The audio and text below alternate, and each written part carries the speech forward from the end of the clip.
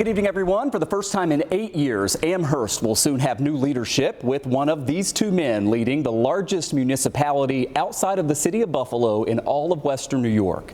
Democrat Shawn Lavin and Republican Dan Gagliardo have run spirited campaigns for supervisor. Their yard signs are all over the town of Amherst.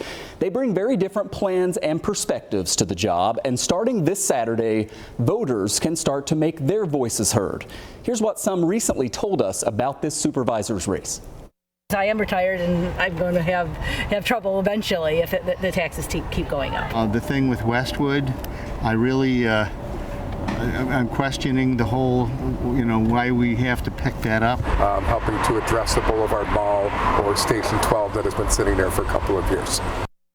We're going to get into all of those topics ahead of early voting, which starts this Saturday and Election Day on November 4th. We invited the two Amherst Town Supervisor candidates, and they're here with us live tonight. Democrat Shawn Lavin, Republican Dan Gagliardo. Thanks to both of you for coming in. Thank you for having me. I said before, I have a list of about 42 topics, so we'll go. No, I'm just kidding. But there's a lot going on. Amherst is a big suburb, 130,000 people outside of Buffalo. It's the largest municipality in our region. Our Eileen Buckley covers the North Towns for us, and she went and sort of got a voice of the voters, right? What do you care about leading up to Election Day? And we shared a little bit of that there. And we got a lot of different answers, but obviously this is the case everywhere. Taxes oftentimes comes up. In 2024, there was an 11.4% increase to the tax levy. So that's the total amount of money brought in. This year, the proposal is to pretty much keep taxes flat. Some folks might actually see a little bit of savings. Let me start with you, Shawn. How much are you hearing about that 2024 tax increase and voters who worry that it's sort of putting a squeeze at a time when things are so much more expensive? So 2024 was a while ago, right? And I've heard about it a little bit. At the same time, not only is 2025 tax decrease, but next year is going to be a decrease as well. So I think we're over the hurdle where we need to be, and we're fiscally responsible going forward. Dan, you've put out a plan that you say is 10-5-0, a 10% cut to expenses, 5% cut to taxes, 0% of unnecessary bonding. How do you, though, cut taxes 5% when it seems like the majority of the board, at least, needed to do such a substantial tax increase to balance the books just a year ago? We have to look at the expenses side of it first. We have to do a line-by-line budget item. We have to do forensic audits. I believe that we have to do a central purchasing department because we have to watch where our money is going. And I also think that we have to kind of get into looking at the exempt positions that were put on over the last 8 years and see what any duplication of services. We're in a situation now where we have $194 million in debt. So we have to look at that. You can't spend what you don't have. Anytime you talk about a tax increase or scaling back on services, you get pushback from voters. Folks want their streets plowed, they want their streets paved, they want enough police officers out on the beat. How do you accomplish those cuts that you're talking about without impacting services that people just expect? You have to start with what's necessary. Number one, people pay to have services. They want police, they want their fire, and they want services. So we have to start there. So what I'm talking about is looking at administrative expenses, going through line by line, understanding what we do and how we spend our money, the contractors that we use, the money that we're bringing in. We have to look at that, break it down step by step to understand that. As a business person, you can't spend two when you make one. What about that issue of expenses and going through and making sure there are no unnecessary expenses, but also having the money there and being able to provide the services people expect? So I'll just start by saying we were just audited by the New York State Comptroller. Passed that audit, no problem. The reality is a cut to expenses is a cut to services. 60% of our budget goes to the amazing employees of Amherst. So when you're talking about cutting those pieces out of the tax pie, you're talking about not hiring police backfills, you're talking about snowplow drivers, you're talking about our senior center. And those are valuable services we provide to our community. So I don't really subscribe to cutting those positions with this kind of blanket tax cut. Development is always a big issue in Amherst. It's the place oftentimes you go. I go up about once a quarter just to hit up the Trader Joe's alone, to get out of the city and get up to Trader Joe's. And so there's several big projects there. I mean, the Costco project is so top of mind for people because if you drive anywhere near that site, I mean, it's sort of a nightmare, right? What is your plan? And I'll ask you the same question. What is your plan to make sure as Costco comes in and you get this huge influx of traffic and of people that it doesn't make what is already a difficult situation there worse? Well, don't forget about Dick's. Which is right next door, yeah. Right next door, Dick's and Costco. And I recognize the traffic issue in front of us and for residents. And what's happened is Amherst is the place to be. It's the place to be for commerce. It's the place to grow your business. With that being said, though, we have to be proactive in how we mitigate traffic. And we're doing that by adding traffic lights. They'll be up probably at the end of this week.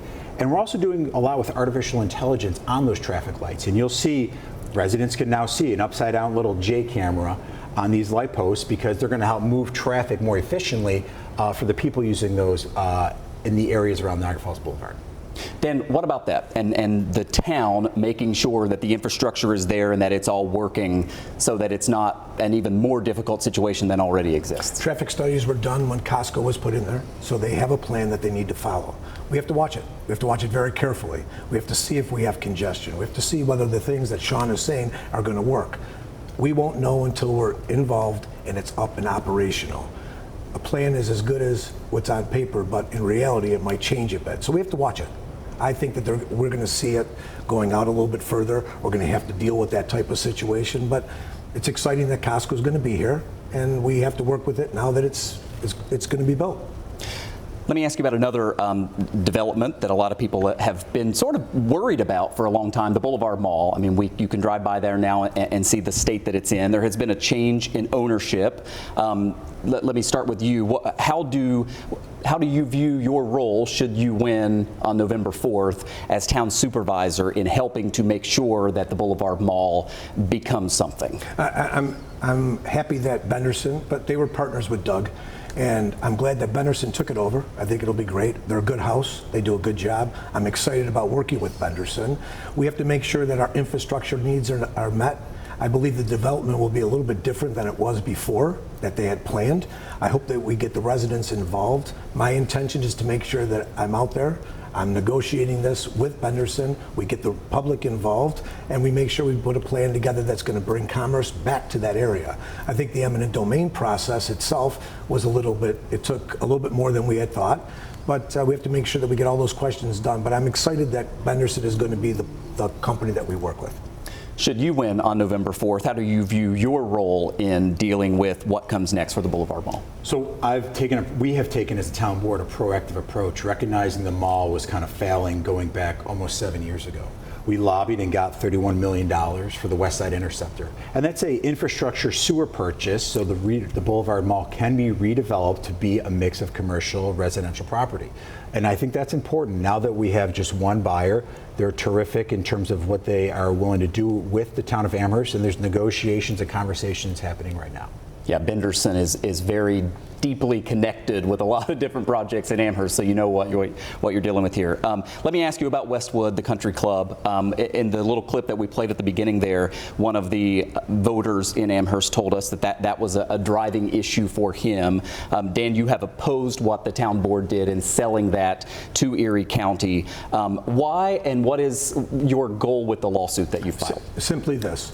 In April, when the press release the press conference was done, they came out and they said they had this plan. I came out and thought we needed to have this as a referendum to the residents. Also, the issue is that they have never done a request for proposal to see if anybody wanted that business and whether it could be taxable. But my Article 78 is about procedures. They did not follow the procedures. They did not give us enough time. Now, we've heard in the past, we were talking about this. April was the press conference, and what ended up happening was the first meeting was August 18th. Then the next meeting was September 2nd. It's, for us, we paid $7.8 million, and selling this for $1 just does not sit right. Myself and the candidates, we came up with our own money to file the Article 78. We believe that we should go out, we should look and see whether there is somebody who wants to buy this. I had Nicholas Design come in at no cost and give us an assessment. Now, I want to also make sure I say this too. I'm excited about it being a park or a golf course, but we have to do our due diligence. Our responsibility is to make sure that we exhaust all possibilities. Shawn, how do you respond to that, and why was this a good deal for the town of Amherst? I respond to this by saying 12 years that place has been fenced up, right? It's never had the ability for residents to use it. We are now, leadership is not putting referendums and having it go to voters. You're elected into this position, you make decisions that are impactful to the community. And that's what we did. The residents surrounding that parcel told us very clearly, we do not want development here. So if you want to make a decision and you want to get to a destination, you sit in the driver's seat and you make that decision. And we did. We made a green space. We made an investment in our kids and our kids' kids. And I think for generations, they're going to enjoy that park in the near future. I'll give you each about 15 seconds for a rebuttal here. Okay, well, first of all, the residents are not saying that. The residents are not excited about this. And we're not putting development. It's a golf course. It's always been a golf course. The reason why we should keep it a golf course is because we have to take contaminants out of it. So if we can sell it as a golf course, great. And if that doesn't work, then we could look at other options as well. But to do the due diligence, we need to do that type of stuff. Shawn? Mr. Gagliardo is wanting to sell this parcel for $9 million to his Nicholas golf friends. At the same time, he's not taking into consideration the infrastructure costs to develop this parcel that he keeps bringing up. There's a lot of money that goes into building sewer lines and public safety. The park gets us to a spot where residents can use that by the end of 2027. This is about finding solutions, and that's what I was elected to do. Thanks to both of you. Shawn, it's not a golf course. Not a golf course. It's not going to cost that. Thanks to both of you for that. I want to ask you about some quality of life issues, a little bit of politics as well. We're going to take a quick break. We're going to have more with the Republican Dan Gagliardo and the Democrat Shawn Lavin running for Amherst Town Supervisor right after this. Stay with us.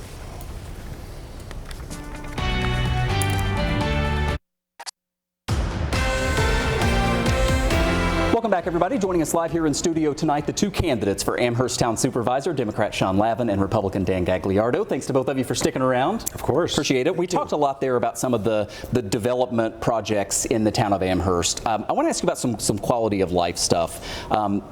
Crime in Amherst and in many of our municipalities in Western New York has been going down. But we've had this issue with car break-ins, with stolen cars, with more larcenies and burglaries and that sort of thing. In terms of public safety, Shawn, what is your plan to make sure you address some of those things as you celebrate the fact that violent crime may be going down? I'm glad you brought the violent crime up. Amherst is, I think, 40% below the national average. We're a very safe community. Our Amherst police does an incredible job. What we have really leaned into in these last 7 years is community policing. We have the Bailey Community Policing Center, which trains a lot of municipal police departments, both in Amherst and surrounding communities. But I think part of the engagement we have with our community is going to help with that, right? The Amherst police have done a good job of kind of building that bridge between the police that you see in uniform and kind of the human side of, we host several events there. We hold trainings, we hold informative sessions. So I think we need to still kind of invest in that relationship. Dan, what needs to be the focus in terms of public safety and the Amherst Police Department? We need some more police officers. We have to get more on the street, engage the community, as Shawn is saying. We need to upgrade the computer systems in the trucks, and we need to make sure that we're getting information out. Michael, you understand this more than anything else. We need to have a place where people can get their information. Amherst needs to have a channel so people understand what's happening in their community. If something happens, people need to know that right away. The difference that we face today is that media is spread all over, and there's not a source that they can go to. So I'm a firm believer that we have to get out there and we have to educate the population as to what's going on in their neighborhood, engage the communities, help the police officers, get more police officers, get them more tools that they can use. So much of our political conversation right now is dealing with what's happening in Washington, D.C. We're in the midst of a government shutdown at the moment. I don't know how that may impact the finances of a place like the town of Amherst, but people are very divided at the moment. And I wonder how you both have seen that impact your race, because at the end of the day, you'll have an R by your name, you'll have a D by your name. How do you see that factoring in, Dan? It's so funny. We were just talking about this in the lobby. Look, it's too divisive. Both parties are divisive on the top level, even on the state level. What's interesting about the town level is it's more one-on-one. It shouldn't matter between an R and a C or a D. It doesn't matter. In my restaurant, we never ask you what you are. You come in, we have to serve you all. That's how we have to run government. There should be no lines. And that is something that we have to focus on because it's more touch. You could see the efforts, and I'm hoping to do that. Shawn? What I say to you is that, at the end of this, we are 130,000. We are one community. right? And as I tell people, you might hate me, you might not like the decisions I make, but I wake up every morning and I'm going to ask myself what I can do to make this town a better place to live, a better place to raise your children, a better place to retire. And that's the mindset I have. And we're all in this together as one town. We have to recognize that in each other and see ourselves, see our neighbors for who they are. I don't really care their political affiliation. I'm in the military. I don't care who I work with and what their affiliation is. I just want to work with them and get the job done. So my argument would be, start seeing each other as neighbors and as somebody who we can help and move to the next stage. Well, we appreciate the campaign that the two of you have run, respectful and coming in here and talking about a bunch of the issues. Want to remind everybody early voting begins this Saturday. It goes up until November 2nd, which is Sunday. Then the election is Tuesday, November 4th. Dan Gagliardo, Shawn Lavin, thanks to both of you. Really appreciate it. We'll be bothering you a bunch because one of the two of you is going to be in charge. So get ready for the phone calls. Thank you guys. Appreciate it.